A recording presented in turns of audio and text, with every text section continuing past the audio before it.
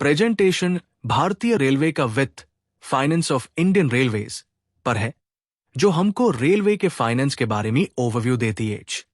Financial organisation, इसमें railway के financial संगठन के बारे में बताया गया है। फाइनेंशियल कमिश्नर रेलवे बोर्ड पर वित्त विभाग के पेशेवर प्रमुख होते हैं। Principal financial adviser PFA zonal railway मुख्यालय स्तर पर अकाउंट विभाग के प्रमुख होते हैं। सीनियर डिविजनल फाइनेंस मैनेजर सिस्टो डीएफएम डिविजनल मुख्यालय स्तर पर अकाउंट विभाग के प्रमुख होते हैं। इनका काम प्रस्तावों की वित्तीय जांच फाइनेंशियल स्क्रूटनी करना भी होता है। वित्त और खाता फाइनेंस अकाउंट, इस स्लाइड में वित्त फाइनेंस और खाता अकाउंट के बीच का अंतर समझाया गया है। वित्त फाइनेंस ये संपत्ति की योजना, प्लानिंग और वितरण डिस्ट्रीब्यूशन पर केंद्रित होता है।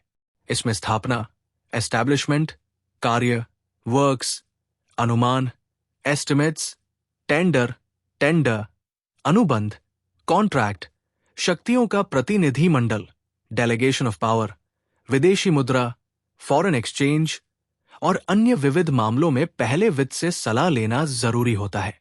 खाता अकाउंट ये वित्तीय लेन देन, फाइनेंशियल ट्रांजैक्शन को रिकॉर्ड करने और रिपोर्ट करने पर केंद्रित होता है। इसे संक्षेप करने की कला, आर्ट्स ऑफ समराइजिंग भी कहा जाता है। शेड्यूल ऑफ पावर एसओपी, शक्तियों का शेड्यूल एसओपी रेलवे बोर्ड से महाप्रबंधकों, जनरल मैनेजर्स को दी गई शक्तियों का प्रतिनिधित्व करता है। इसका मुख्य उद्देश्य अधिकारियों को त्वरित निर्णय लेने और विकेंद्रीकरण डिसेंट्रलाइजेशन के लिए शक्तियां देना है। ये शक्तियां महाप्रबंधक द्वारा वित्तीय सलाहकार और मुख्य लेखा अधिकारी FANCAO के परामर्श से दी जाती है। इन शक्तियों को फिर से तब तक नहीं सौंपा जा सकता जब तक कि PFA से परामर्श करके महाप्रबंधकों द्वारा विशेष रूप से अधिकृत न किया जाए। शक्तियों को मुख्य रूप से 3 श्रेणियों में बांटा गया है। PHODs hordes, DRM, ADRM SAG अधिकारी और डिवीजनल अतिरिक्त डिवीजनल अधिकारी।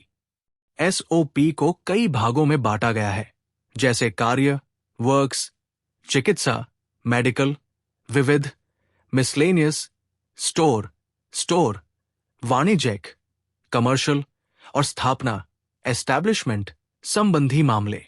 टेबल ऑफ कंटेंट्स, ये स्लाइड भारतीय रेलवे मॉडल शक्तियों का शेड्यूल 2018 की विषय सूची दिखाती है।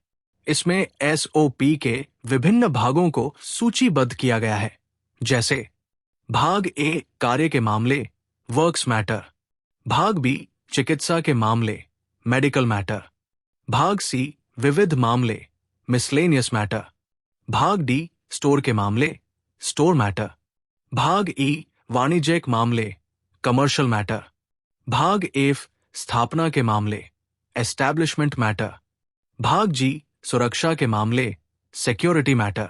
Sample of schedule of power, ये स्लाइड SOP का एक उदाहरण दिखाती है।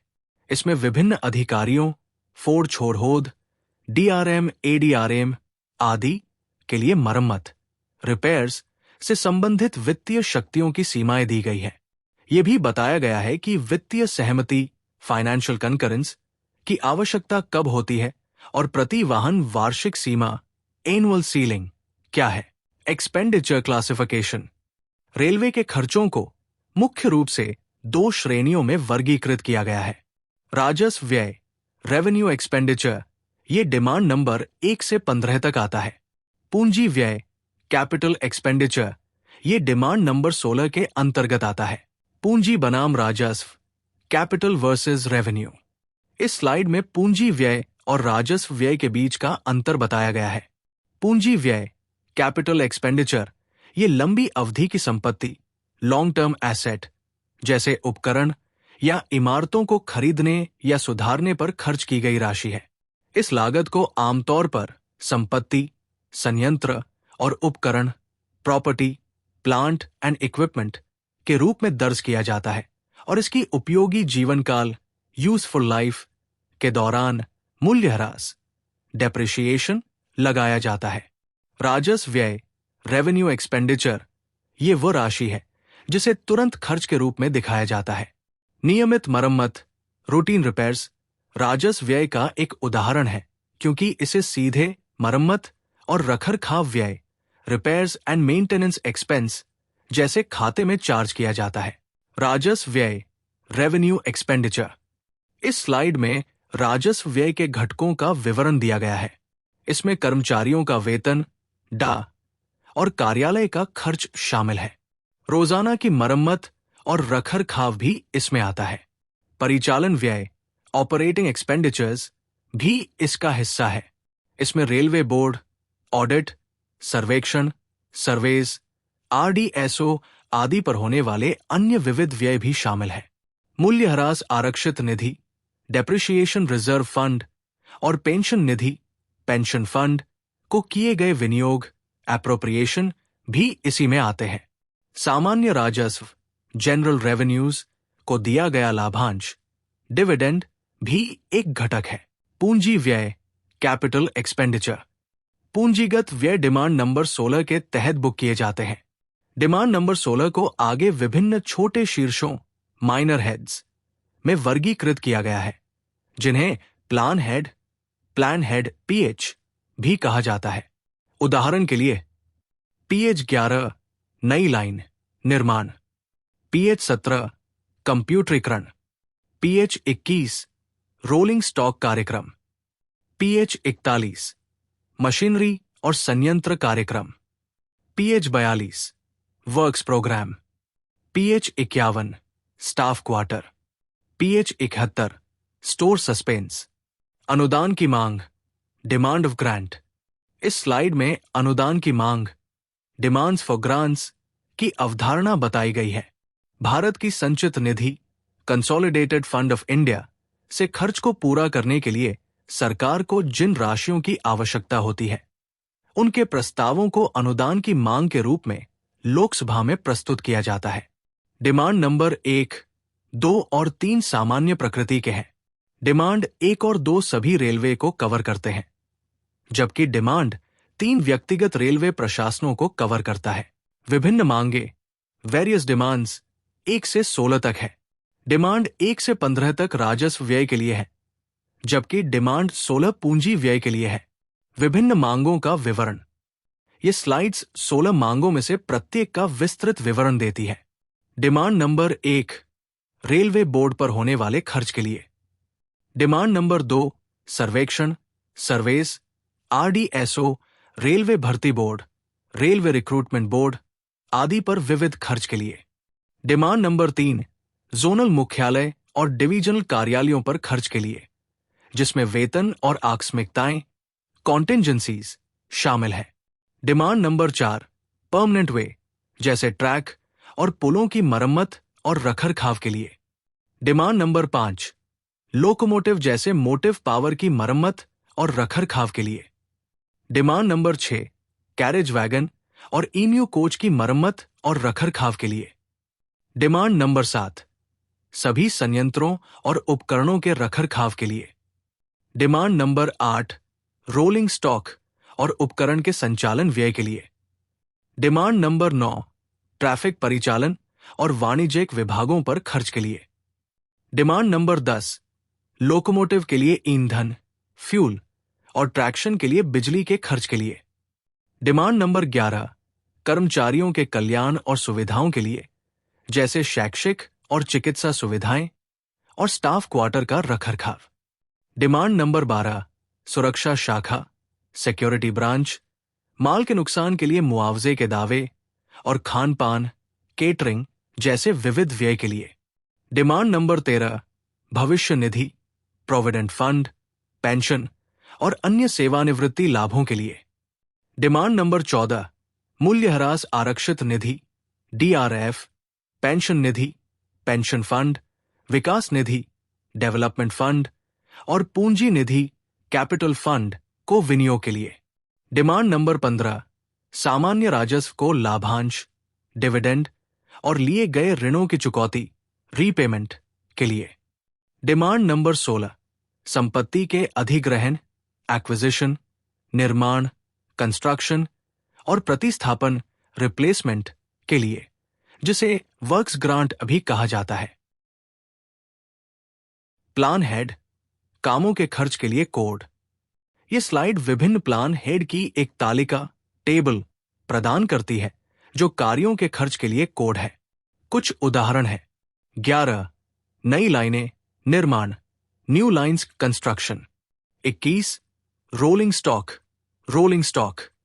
31 ट्रैक का नवीनीकरण, ट्रैक रिन्यूअल्स। 41 मशीनरी और संयंत्र, machinery and plant. 51 staff quarter, staff quarters. 53 यात्री सुविधाएं, passenger amenities. 71 store suspense, store suspense. Budget, budget. Budget या वार्षिक वित्तीय विवरण, एनुअल फाइनेंशियल स्टेटमेंट, आने वाले वित्तीय वर्ष के लिए अनुमानित प्राप्तियों और खर्चों का विवरण होता है।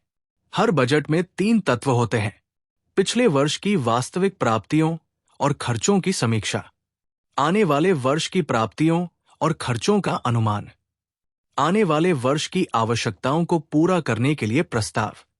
बजट के चरण, स्टेजेस ऑफ बजट। ये स्लाइड 2020 से 21 के बजट व्यय के चरणों को दर्शाती है।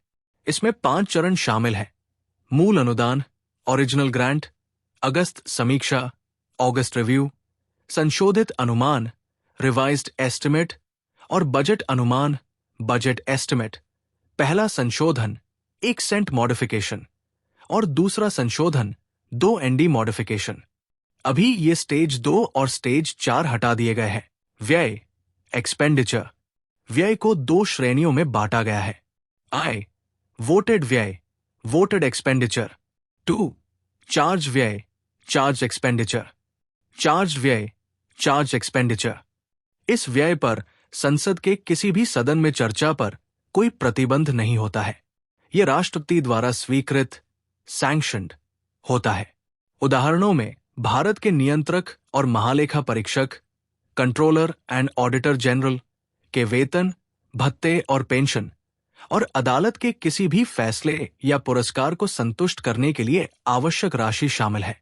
वोटेड व्यय, voted expenditure.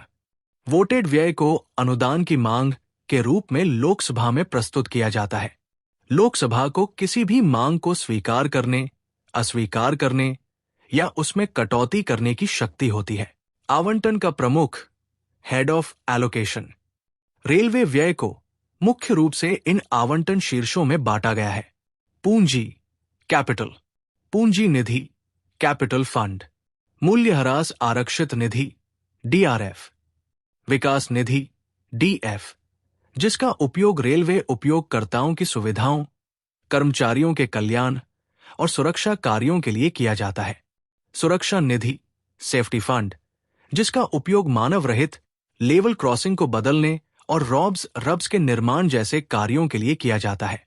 Open line works revenue, OLWR, जो एक प्रकार का राजस्व व्यय है जिसका उपयोग छोटी पूंजीगत व्यय के लिए किया जाता है। कार्यों का वित्तीय औचित्य, फाइनेंशियल जस्टिफिकेशन ऑफ वर्क्स। इस स्लाइड में उन मामलों का उल्लेख है जहां कार्यों के लिए वित्तीय औचित्य, फाइनेंशियल जस्टिफिकेशन देने की आवश्यकता नहीं होती। इसमें इन पर किए गए व्यय शामिल है: कानूनी दायित्व, स्टैट्यूटरी ऑब्लिगेशन, सुरक्षा पर अनिवार्य व्यय, यात्री सुविधा कार्य, आवासीय भवनों को छोड़कर श्रम कल्याण कार्य, निरीक्षण, इंस्पेक्शन। इस स्लाइड में बताया गया है कि ऑडिट या अकाउंट विभाग द्वारा कुछ मदों का समय समय पर निरीक्षण किया जाता है। इन मदों में शामिल है: इम्प्रेस्ड, अनुबंध बिल, देयता रजिस्टर, मजदूरी अधिनियम के तहत किए गए भुगतान, छुट्टी खाते, उपस्थिति रजिस्टर, वेतन वृद्धि, HRA, पेंशन, पास, यात्रा भत्ते, निविदा और अनुबंध, लॉग बुक, माप पुस्तिका, वाहन रजिस्टर। उम्मीद करता हूं ये टॉपिक आपको अच्छे से समझ आया होगा। धन्यवाद।